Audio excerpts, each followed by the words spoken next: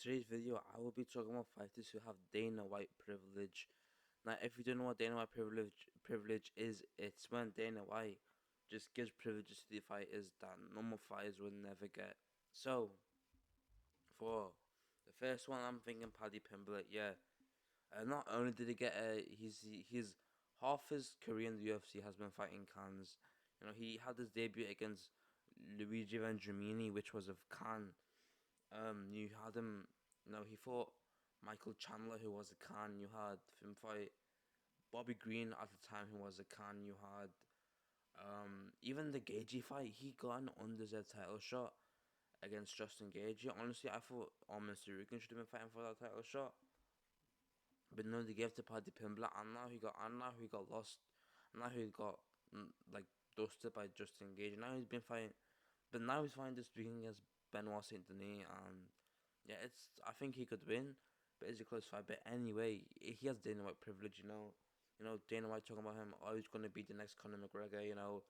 From the Scouser from Liverpool. We need the new English superstar with Aspinall being out. So I always think Paddy Pimblett has been given loads of privileges, and he literally is Dana White privileges. The probably one of the most favoured fighters by Dana White, and then my second fighter, I have Sean O'Malley. Yeah, it's pretty simple. Same thing as Paddy Pimblett. He came to the UFC for some cans, and then he lost to Chito Vera. He had a foot injury, and Chito got TKO. And then he got a few wins. One against Thomas Almeida. I forgot the other guy, the Chris.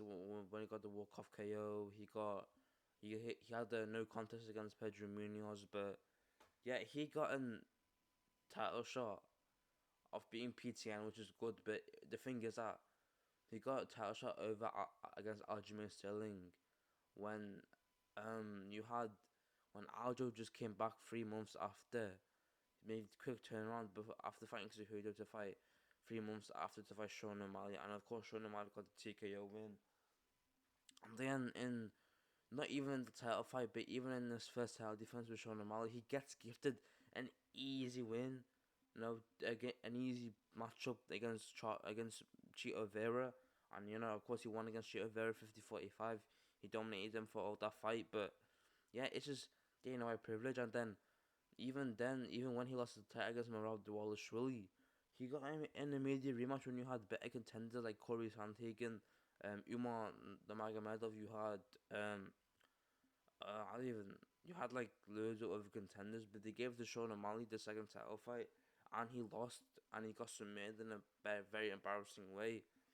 But now he's revived himself. He's got 2 wins on the 2-fight winning streak. Say if he wins another fight, I think he could be in for another title shot. But yeah, I don't think Sean O'Malley gets those privileges, especially for the Aljo stuff and the Cheeto stuff. So yeah, for Sean O'Malley, he has Dana privilege too. And then for my third one, it's John Jones. Not only is this guy steroid cheat, and the UFC still let him in, there's loads of reasons why he has Dana White privileges. First reason that he held the heavyweight division for 14 months. Before he got stripped of a title, he was holding up the division while Aspinall was the interim champion, and he ducked Tom Aspinall. Um, he also ducked Francis Ngannou back in 2022. Before Francis Ngannou was a champion, Jones never came back. He said he was retired. But then after Ngannou got released by the UFC, guess what Jones says? It says it's time to come back like a duck. And was retired against Cyril Gahn, which was an impressive win.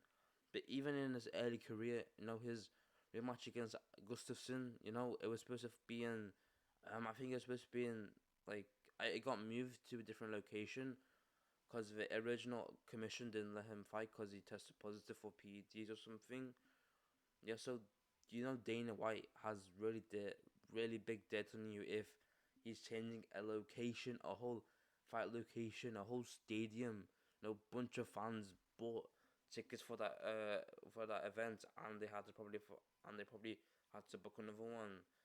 But yeah, John Jones is probably the worst of them all, has really good Dana White privileges.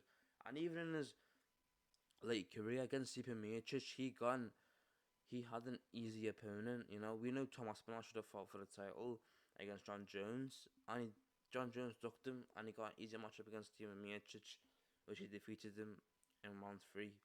So yeah, I just think John Jones really gets Dana White privileges. And then we have not Diego Lopez, Bo Nickel. Yeah, Bo Nickel. I honestly think he's on the good side of Dana White privileges. You know, he has, of course, he's a former American wrestler. I think he was a former Olympian. Came to the UFC, fought a couple of clans, you know, and he was one place, and he was placed on the big cards, you know. He was the main card opener of UFC 300, you know. He was on International Fight Week in 2023. He was on the MSG card in 2021 and 2022, actually, sorry. But yeah, he gets really loads of privileges. He got a really undeserved fight against Reina de Ridder, and of course, he got embarrassed by Reina de Ridder. But Bo Nickel really has Dana White privileges, even his last couple of fights. And he got gifted Kyle Dawkins, which was a really bad matchup. And you know, you know, Dana White loves him, you know, saying he's going to be the next American thing. And yeah, Bo Nickel gets loads of Dana White privileges, you know. So yeah, and then last I have Diego Lopez. Yeah, outside of Korea, you know, he lost on the contender series, and then he comes in on like what 5 days notice, and fights Monster Evloev. He loses that, you know, and then I think he got a couple of wins against Brian Ortega, he didn't. Yeah, Dan Ige, Pat Sabatini, Yusuf. I forgot his name. Sadiq Yusuf.